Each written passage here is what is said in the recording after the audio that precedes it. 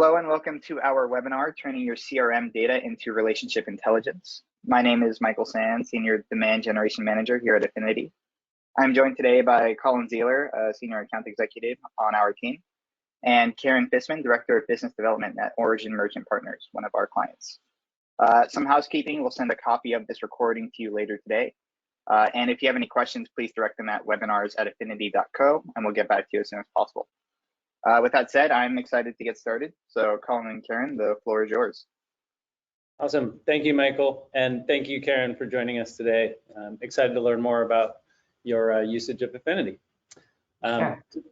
Just to kick things off, could you give us a brief overview of your role at Origin Merchant? Yeah, my role is I'm the relationship person at the firm. I build relationships with capital providers. I do some deal origination work. So yeah, tracking and knowing who's connected with whom is key. That's a relevant part of my role for Affinity's purposes. Awesome. Thanks for sharing that. And how long has your team been using Affinity? Less than a year. And I'm thankful every day, and genuinely thankful every day that it's part of our platform. Awesome. Curious, how are you guys tracking your working relationships and business processes before Affinity? So I'm sure not dissimilar to many others in our peer group. I mean, we're an independent investment bank. We used a combination, we had a shared drive and we used a combination of Excel spreadsheets. I will say the old style Rolodexes, business cards, but I'd say the primary source of tracking would have been Excel spreadsheets. That's what we would use for our buyers lists and, assorted other things. Got it. And what were some of the biggest challenges of using Excel? Just centralizing data, knowing who so we'd have a new deal come in and then, figuring out who knew where the buyer's list was from the last similar deal. That was one challenge. The other is we're actually a firm comprised of veteran bankers. And so there are a lot of deep relationships that go back years.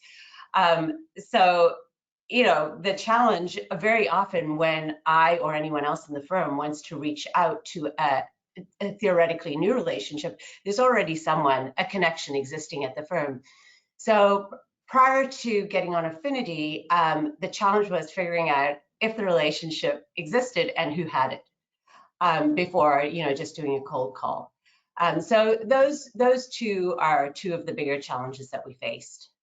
Okay. And were there other things that you guys saw in Affinity that convinced you to make the switch?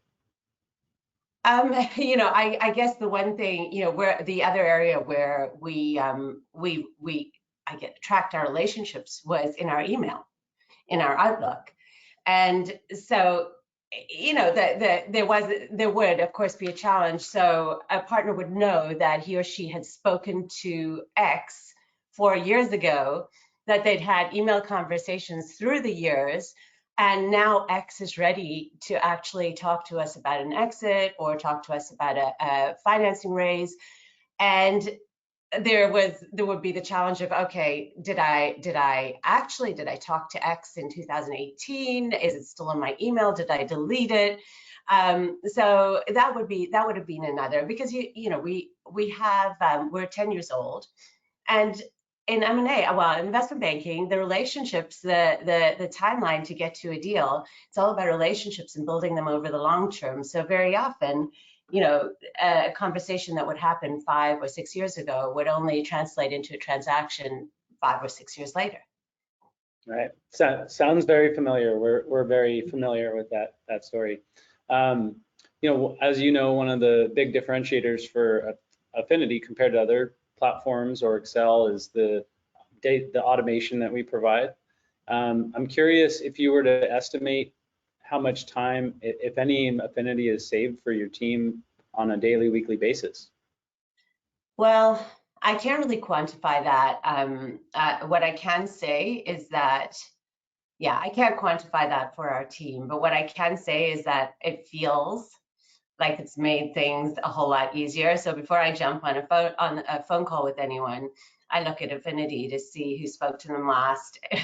Oftentimes it was actually me, and and then I can refresh my memory. What did we talk about? Hopefully, I've added notes after my last meeting.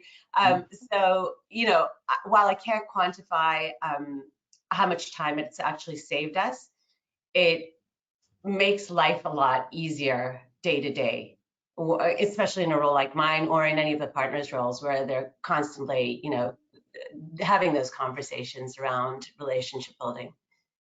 Makes sense. And the other part of our automation, apart from just tracking those people and companies that your team's talking to, is enriching them with more data as well. Do you have any examples or ways that our data enrichment has helped improve your processes as well? No, sorry, I wish I could say otherwise, but in that regard, no. I mean, we don't have some of the plugins at this point that might be more helpful. I might make more of a one-stop shopping kind of platform for us. But that's so most of the information that I find useful is our own. That part, I haven't really benefited from the data enrichment at this stage. Got it. Okay. And then in regards to our relationship intelligence, which you were already talking about earlier, and helping you guys know who's talked to who and who knows each other, what are, if any, some of the strategy benefits that you guys have seen leveraging that relationship intelligence as it pertains to your target contacts and organizations? Well, for example, I'll give you a couple of, actually one example is our post-deal marketing. Instead of just aggregating a list of companies in a similar sector to the company in the deal that we just closed the deal in, we can now, I'll look at those companies and actually look to see, once again, going back to the being able to see who is connected to whom, which is really helpful. And I wouldn't have had the benefit nor the time to go through a list of prospects and say, oh, I'm just going to send out an email on this one and see if anyone's connected this one. So I think that is a great use case. It helps us. It helps us enrich our post-deal marketing because we can immediately see, I can send a message to someone instead of it being purely a cold call. I can say, hey, I know you've spoken with Charlie, or I know you've spoken with Jim. Just following up, wanted to let you know, blah, blah, blah. Obviously, if there's a prior connection, we're much likely to get a response. Right. Those warm introductions can go a long way. Absolutely. People like to.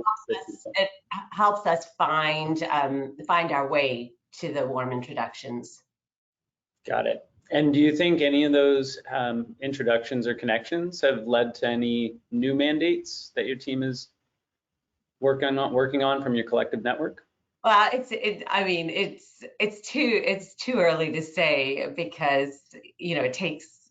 I mean, like I said at the start. I mean, look, if someone's been building their business over 20 years, even if there's a warm connection, they're not immediately going to say, hey, Karen, yeah, I had this conversation with Jim 4 years ago. Please sell my business. I mean, there's a lot of time invested. So new mandates, no. New relationships, I'd say yes. Right. Awesome. You were talking earlier about how long these deals, mandates can take to develop.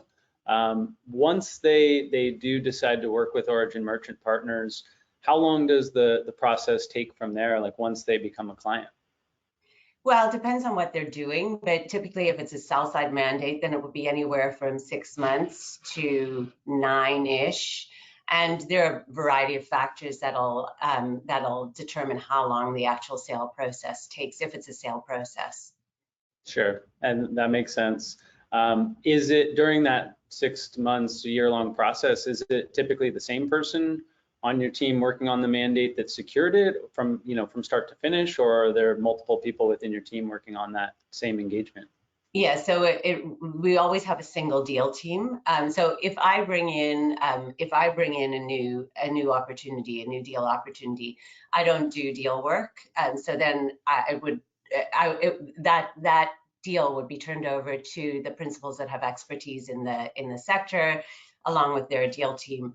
But very often, because of the depths of relationships across our firm, a partner will bring in, or we the part when I say partner in principal, just FYI, interchangeably, they're the same for our purposes. But if a partner brings in a deal, he or she'll work on that deal along with his or her deal team. Got it. Through the whole course of the sale process. Right, from soup to nuts, as they say. Yeah. Awesome. And kind of last question along securing the mandates. What ways, if any, has Affinity helped you when identifying and pursuing mandates in the first place?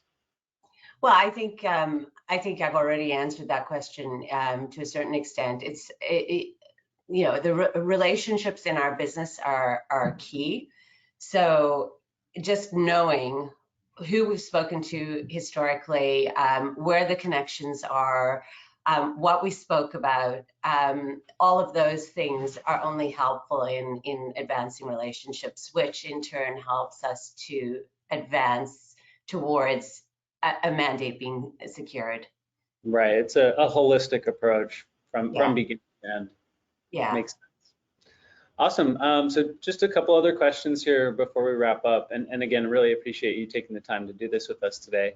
In terms of your process for like building buyers lists, you touched on it earlier of maybe not having those Excel files or in your prospecting efforts, being the director of business development. How has Affinity impacted that process for you guys? Well, we now have our buyers lists all on one platform. It's very easy to, those lists are really easy to find. You added a feature a while back, the group email, which I've found really useful to follow up.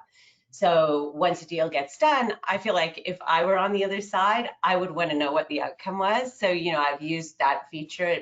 Affinity makes it very easy. Once the buyers list is in there, I can email directly from the buyers list to let people know. And if you want to have a follow-up conversation, just respond to this email and we can set up a time.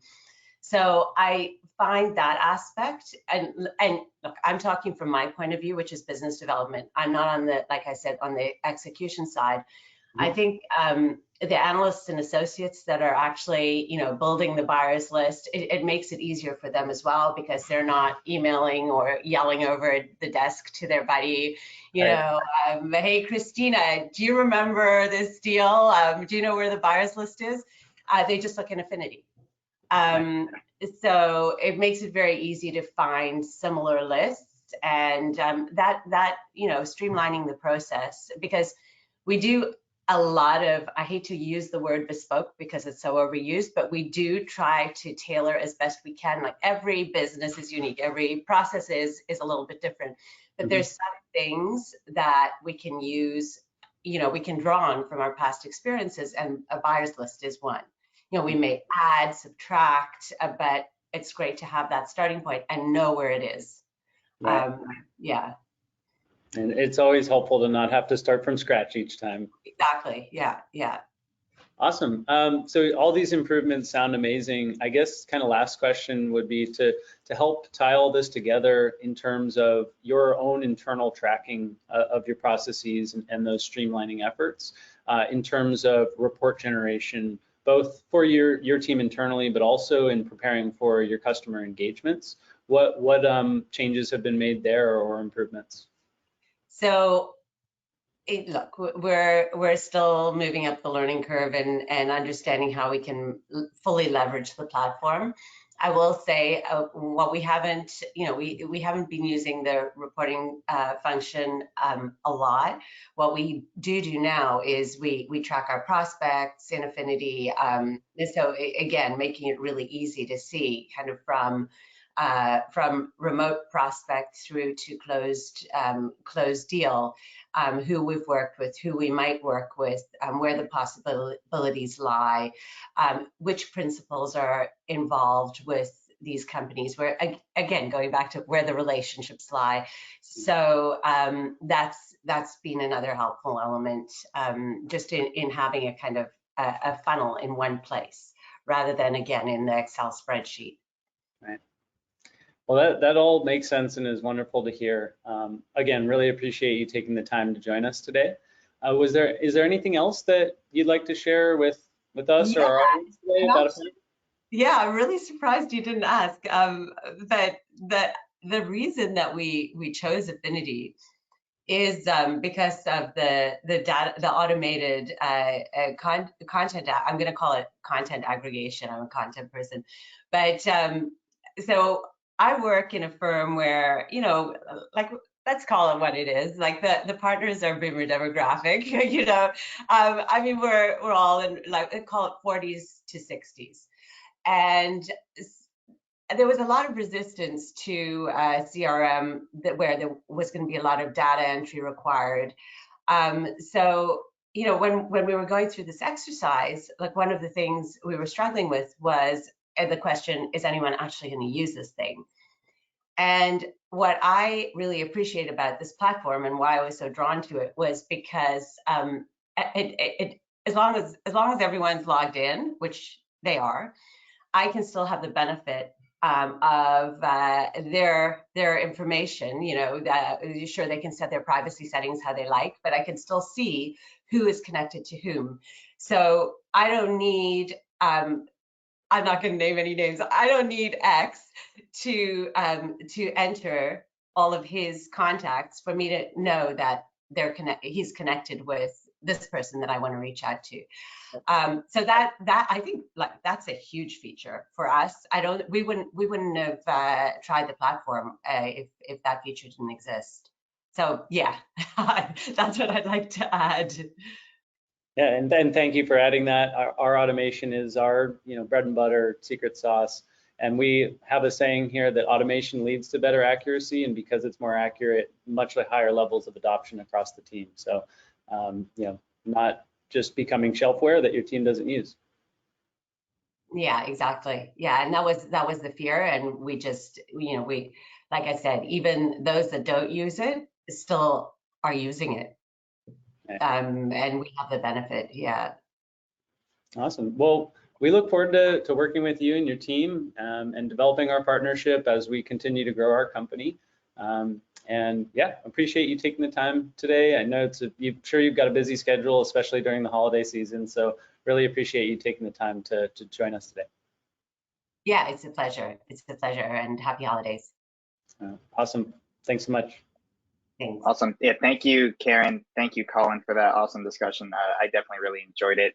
And once again, for everyone who registered for this webinar, you will receive a link to it later today. I hope you both and everyone else has a great and wonderful rest of their day, and hope to see you for the next one. Looking forward to it. Take care. Thanks, everyone.